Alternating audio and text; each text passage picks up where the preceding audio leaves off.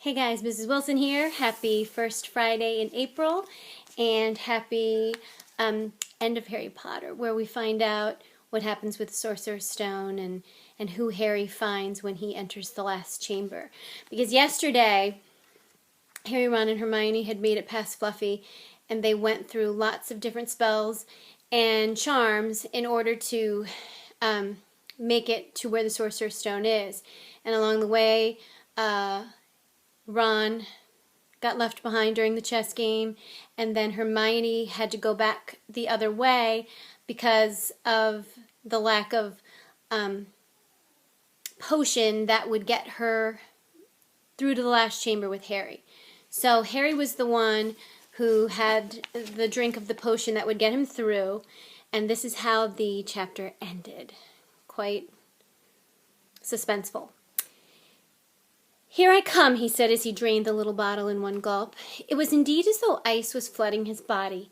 He put the bottle down and walked forward. He braced himself, saw the black flames licking his body, but couldn't feel them. For a moment, he could see nothing but dark fire. Then he was on the other side, in the last chamber. There was already someone there, but it wasn't Snape. It wasn't even Voldemort. And that's where we left off. So, chapter 17 is titled The Man with Two Faces. And right away we're going to find out who Harry found. It was Quirrell. "You!" gasped Harry. Quirrell smiled. His face wasn't twitching at all. "Me," he said calmly. "I wondered whether I'd be meeting you here, Potter." "But I thought Snape." "Severus?" Quirrell laughed, and it wasn't his usual quivering treble either, but cold and sharp.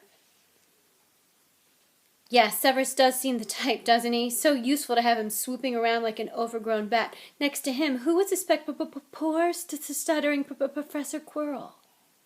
Harry couldn't take it in. This couldn't be true. It couldn't. "But Snape tried to kill me." No. I tried to kill you.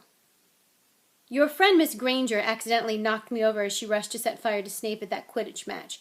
She broke my eye contact with you. Another few seconds and I'd have gotten you off that broom. I'd have managed it before then if Snape hadn't been muttering a counter-curse trying to save you." "Snape was trying to save me?" "Of course," said Quirrell coolly. "Why do you think he wanted to referee your next match? He was trying to make sure I didn't do it again.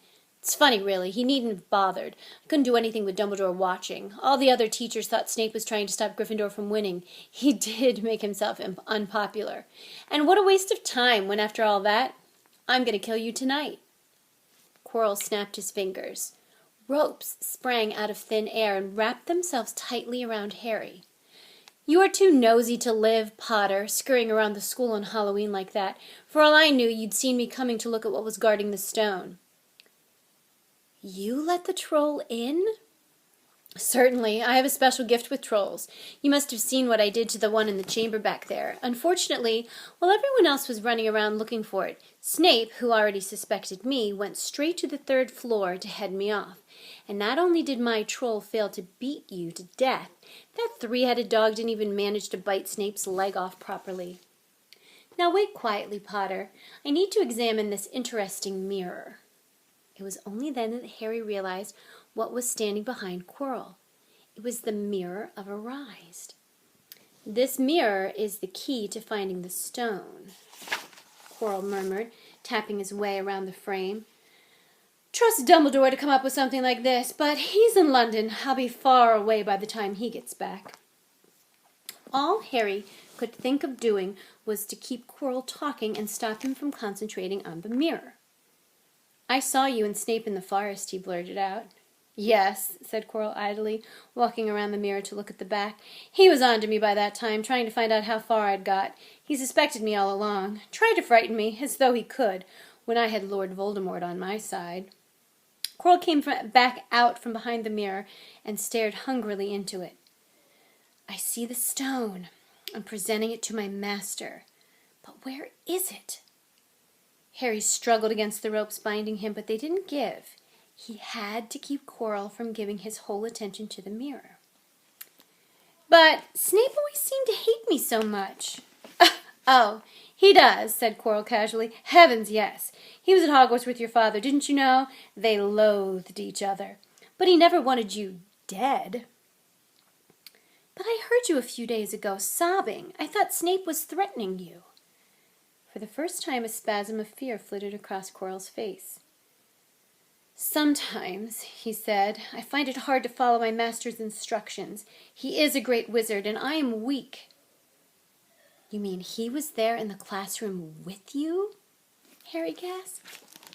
He's with me wherever I go, said Quirrell quietly. I met him when I traveled around the world, a foolish young man I was then, full of ridiculous ideas about good and evil.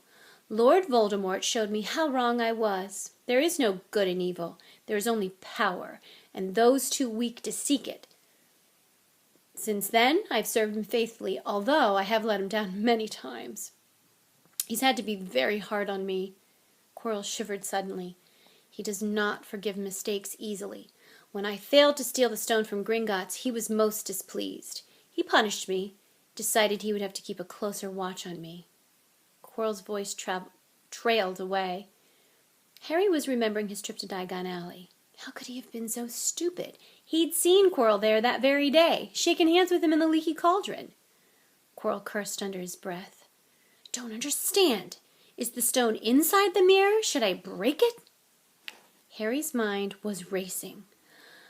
What I want more than anything else in this world at the moment, he thought, is to find the stone before Quirrell does. So if I look in the mirror, I should see myself finding it, which means I'll see where it's hidden. But how can I look without Quirrell realizing what I'm up to? He tried to edge to the left to get in front of the glass without Quirrell noticing, but the ropes around his ankles were too tight. He tripped and fell over. Quirrell ignored him. He was still talking to himself. What does this mirror do? How does it work? Help me, master.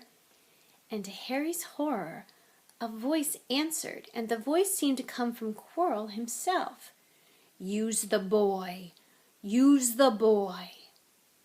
Quirrell rounded on Harry. Yes, Potter, come here. He clapped his hands once, and the ropes binding Harry fell off. Harry got slowly to his feet. Come here, Quirrell repeated. Look in the mirror and tell me what you see. Harry walked toward him. I must lie, he thought desperately. I must look and lie about what I see. That's all. Quirrell moved close behind him. Harry breathed in the funny smell that seemed to come from Quirrell's turban. He closed his eyes, stepped in front of the mirror, and opened them again. He saw his reflection pale and scared-looking at first, but a moment later the reflection smiled at him. It put its hand into its pocket and pulled out a blood-red stone. It winked and put the stone back in its pocket, and as it did so, Harry felt something heavy drop into his real pocket. Somehow, incredibly, he had gotten the stone. Well, said Quirrell impatiently, what do you see? Harry screwed up his courage. I see myself shaking hands with Dumbledore, he invented. I've won the House Cup for Gryffindor. Quirrell cursed again. Get out of the way, he said. As Harry moved aside, he felt the Sorcerer's Stone against his leg. Dare he make a break for it? But he hadn't walked 5 paces before a high voice spoke, though Quirrell wasn't moving his lips. He lies! He lies! Potter, come back here, Quirrell shouted. Tell me the truth. What did you just see? The high voice spoke again. Let me speak to him face to face. Master, you're not strong enough. I have strength enough for this. Harry felt as if the devil's snare was rooting him to the spot. He couldn't move a muscle. Petrified, he watched as Quirrell reached up and began to unwrap his turban. What was going on? The turban fell away. Quirrell's head looked strangely small without it. Then he turned slowly on the spot. Harry would have screamed, but he couldn't make a sound. Where there should have been a back to Quirrell's head, there was a face. The most terrible face Harry had ever seen. It was chalk white with glaring red eyes and slits for nostrils like a snake. Harry Potter, it it whispered. Harry tried to take a step backward, but his legs wouldn't move. "See what I have become," the face said. "Mere shadow and vapor.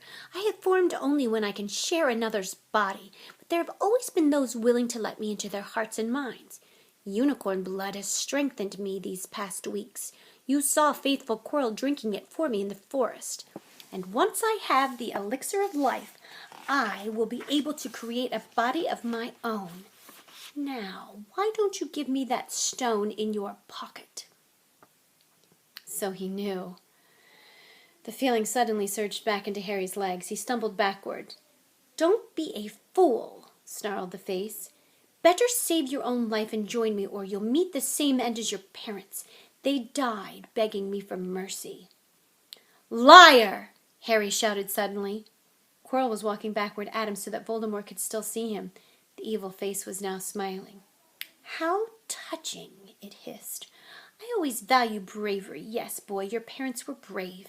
I killed your father first, and he put up a courageous fight, but your mother needn't have died. She was trying to protect you. Now give me the stone, unless you want her to have died in vain." "Never!" Harry sprang toward the flame door, but Voldemort screamed, "Seize him!" And the next moment, Harry felt Quirrell's hand close on his wrist. At once, a needle-sharp pain seared across Harry's scar. His head felt as though it was about to split in two. He yelled, struggling with all his might, and to his surprise, Quirrell let go of him. The pain in his head lessened. He looked around wildly to see where Quirrell had gone, and saw him hunched in pain, looking at his fingers. They were blistering before his eyes.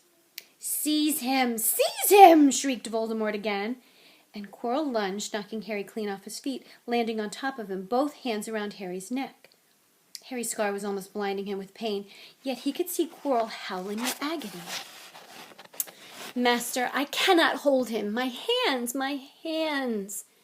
And Quirrell, though pinning Harry to the ground with his knees, let go of his neck and stared bewildered at his own palms. Harry could see they looked burned, raw, red, and shiny. "Then kill him, fool, and be done!" screeched Voldemort. Quirrell raised his hand to perform a deadly curse, but Harry, by instinct, reached up and grabbed Quirrell's face. "Ah!" Quirrell rolled off him, his face blistering too, and then Harry knew.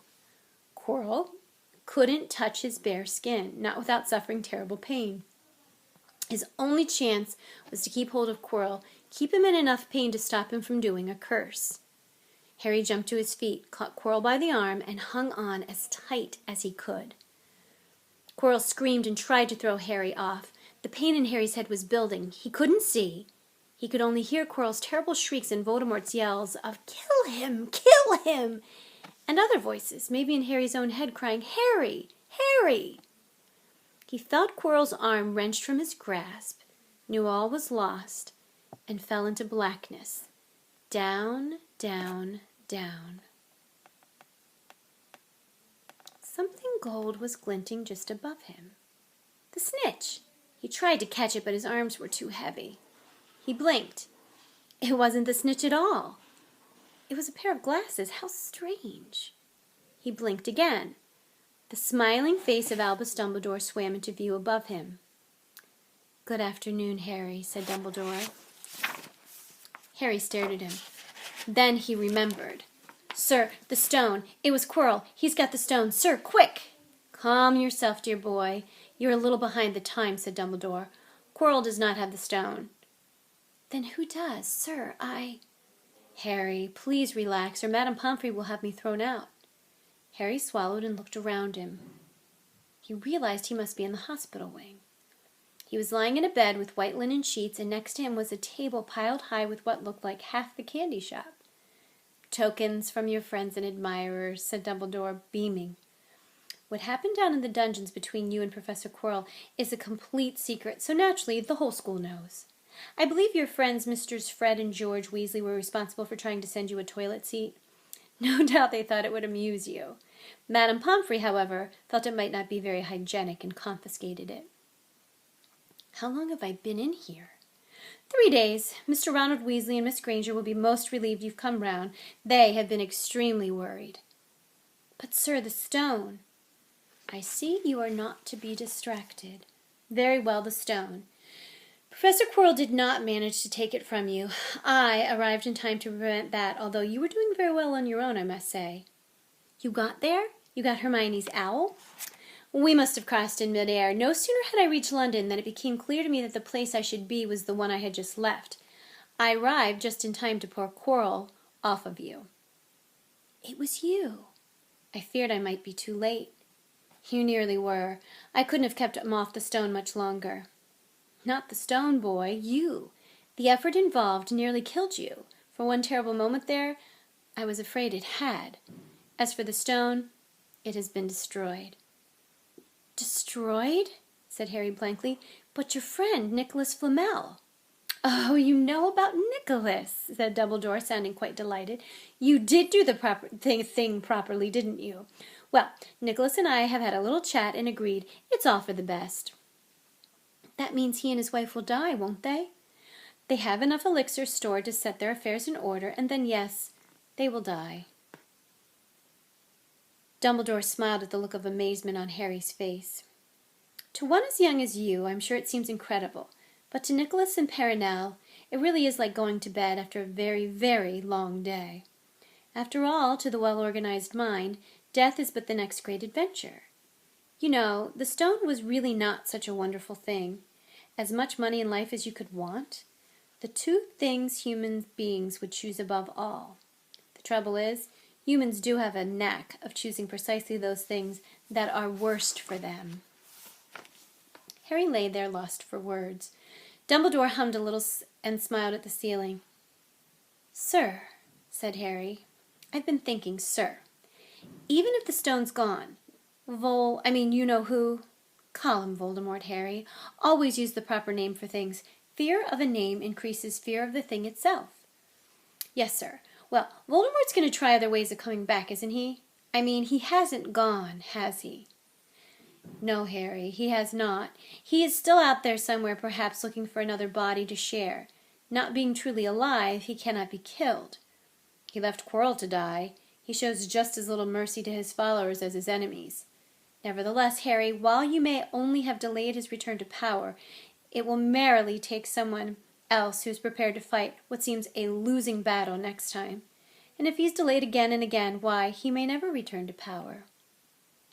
Harry nodded, but stopped quickly because it made his head hurt.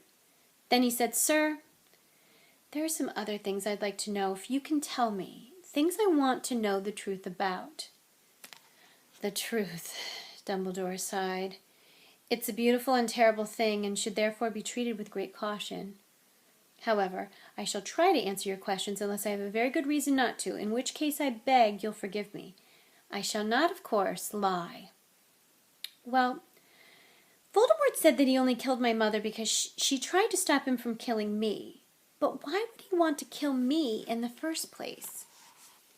Dumbledore sighed very deeply this time.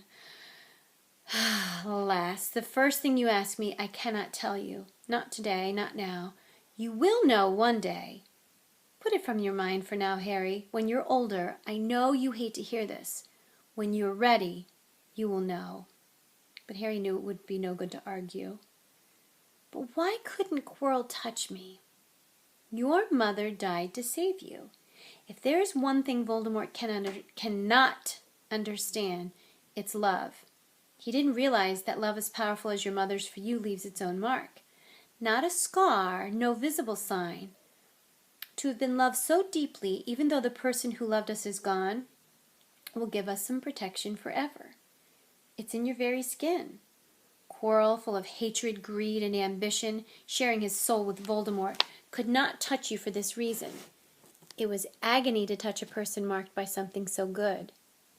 Dumbledore now became very interested in a bird out on the windowsill, which gave Harry time to dry his eyes on the sheet. When he had found his voice again, Harry said, And the invisibility cloak. Do you know who sent it to me? Your father happened to leave it in my possession, and I thought you might like it. Dumbledore's eyes twinkled. Useful things. Your father used it mainly for sneaking off to the kitchens to steal food when he was here. And there's something else. Fire away. Quirrell said Snape. Professor Snape, Harry. Yes, him. Quirrell said he hates me because he hated my father. Is that true? Well, they did rather detest each other, not unlike yourself and Mr. Malfoy. And then your father did something Snape could never forgive. What? He saved his life. What? Yes, said Dumbledore dreamily. Funny the way people's minds work, isn't it? Professor Snape couldn't bear being in your father's debt. I do believe he worked so hard to protect you this year because he felt that would make him and your father even. Then he could go back to hating your father's memory in peace. Harry tried to understand this, but it made his head pound, so he stopped. Sir, there's one more thing. Just the one? How did I get the stone out of the mirror? Ha! Now, I'm glad you asked me that. It was one of my more brilliant ideas, and between you and me, that's saying something. You see, only one who wanted to find the stone, find it but not use it, would be able to get it. Otherwise, they just see themselves making gold or drinking elixir of life. My brain surprises even me sometimes. Now, enough questions. I suggest you make a start on these sweets. Bertie Bott's every flavor beans. I was unfortunate enough in my youth to come across a vomit-flavored one, and since then, I'm afraid I've rather lost my liking for them. But I think I'll be safe with a nice toffee, don't you? He smiled and popped the golden brown bean into his mouth. Then he choked and said, Alas, earwax. Madame Pomfrey, the nurse, was a nice woman, but very strict. Just 5 minutes, Harry pleaded. Absolutely not. But you let Professor Dumbledore in. Well, of course, that was the headmaster. Quite different. You need rest. I am resting. Look, lying down and everything. Oh, go on, Madame Pomfrey. Oh, very well, she said, but 5 minutes only. And she let Ron and Hermione in. Harry! Hermione looked ready to fling her arms around him again, but Harry was glad she held herself in, as his head was already very sore. Oh, Harry, we were sure you were going to. Dumbledore was so worried. The whole school's talking about it, said Ron. What really happened? It was one of those rare occasions when the true story is even more strange and exciting than the wild rumors.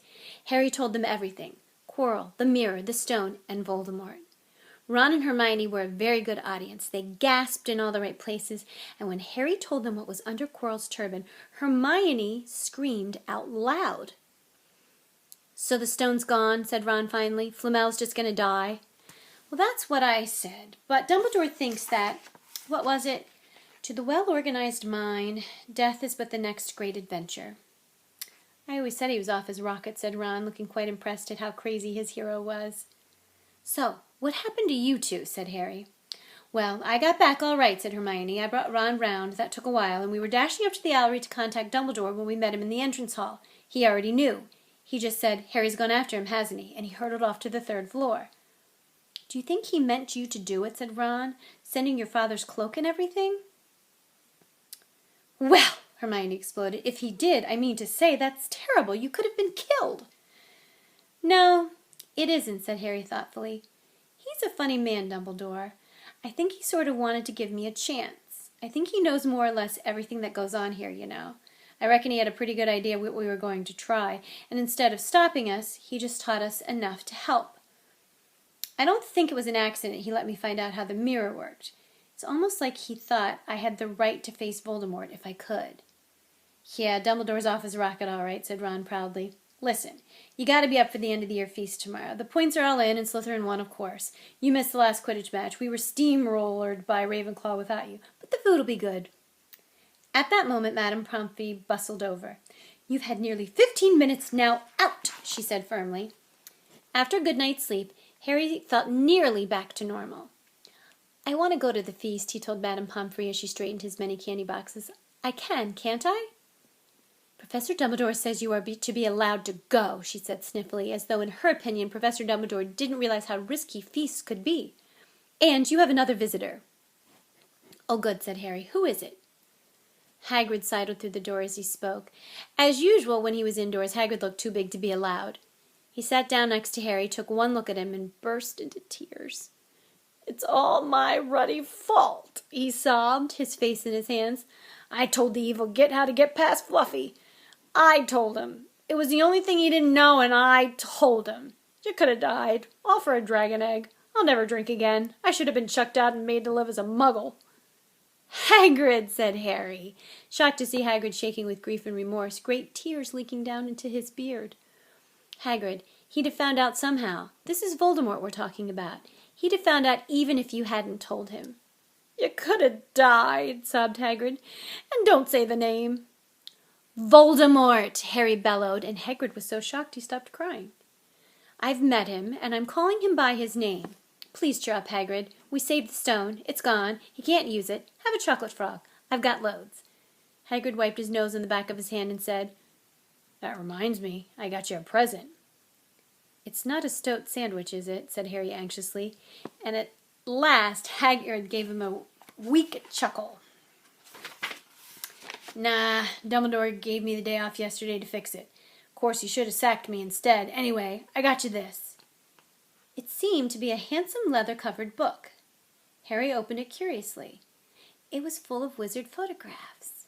Smiling and waving at him from every page were his mother and father.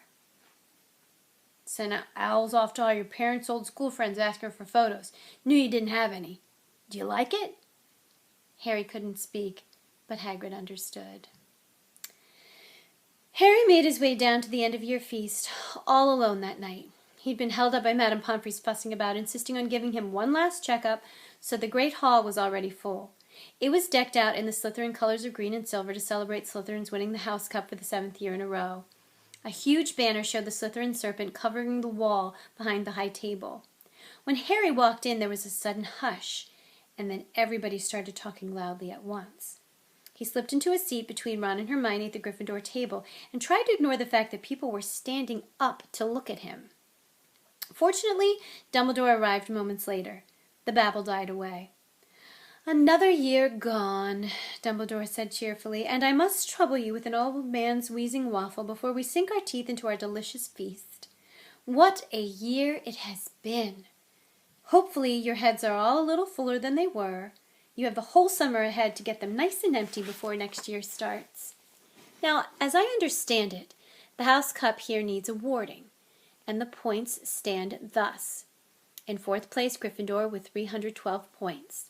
In 3rd, Hufflepuff with 352. Ravenclaw has 426, and Slytherin 472. A storm of cheering and stamping broke out from the Slytherin table. Harry could see Draco Malfoy banging his goblet on the table. It was a sickening sight. "Yes, yes, well done, Slytherin," said Dumbledore. "However, recent events must be taken into account." The room went very still. The Slytherin smiles faded a little. "Ahem," said Dumbledore. "I have a few last-minute points to dish out. Let me see, yes. First, to Mr. Ronald Weasley." Ron went purple in the face. He looked like a radish with a bad sunburn. "For the best played game of chess Hogwarts has seen in many years, I award Gryffindor House 50 points." Gryffindor cheers nearly raised the bewitched ceiling. The stars overhead seemed to quiver. Percy could be heard telling the other prefects, "My brother, you know, my youngest brother, got past McGonagall's giant chess set." At last there was silence again. Second, to Miss Hermione Granger. "For the use of cool logic in the face of fire, I award Gryffindor House 50 points." Hermione buried her face in her arms. Harry strongly suspected she'd burst into tears. Gryffindors up and down the table were beside themselves. They were 100 points up. Third, to Mr. Harry Potter, said Dumbledore. The room went deadly quiet. "For pure nerve and outstanding courage, I award Gryffindor House 60 points. The din was deafening. Those who could add up while yelling themselves hoarse knew that Gryffindor now had 472 points, exactly the same as Slytherin. They had tied for the House Cup. If only Dumbledore had given Harry just one more point. Dumbledore raised his hand. The room gradually fell silent. "There are all kinds of courage," said Dumbledore, smiling. "It takes a great deal of bravery to stand up to our enemies, but just as much to stand up to our friends. I therefore award 10 points to Mr. Neville Longbottom. Someone standing outside the Great Hall might well have thought some sort of explosion had taken place. So loud was the noise that erupted from the Gryffindor table. Harry, Ron, and Hermione stood up to yell and cheer as Neville, white with shock, disappeared under a pile of people hugging him. He had never won so much as a point for Gryffindor before. Harry, still cheering, nudged Ron in the ribs and pointed at Malfoy, who couldn't have looked more stunned and horrified if he just had the body-bind curse put on him. "Which means," Dumbledore called over the storm of applause, for even Ravenclaw and Hufflepuff were celebrating the downfall of Slytherin, "we need a little change of decoration." He clapped his hands. In an instant, the green hangings became scarlet, and the silver became gold. The huge Slytherin serpent vanished, and a towering Gryffindor lion took its place. Snape was shaking Professor McGonagall's hand with a horrible face. Snape was shaking Professor McGonagall's hand with a horrible forced smile. It caught Harry's eye, and Harry knew at once that Snape's feelings toward him hadn't changed one jot.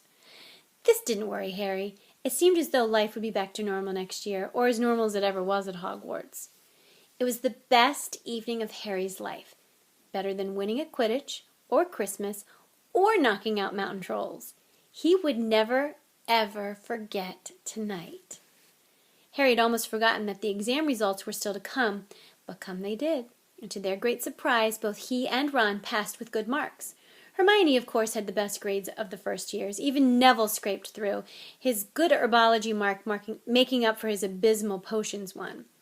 They had hoped that Goyle, who was almost as stupid as he was mean, might be thrown out, but he'd passed too. It was a shame, but as Ron said, you couldn't have everything in life.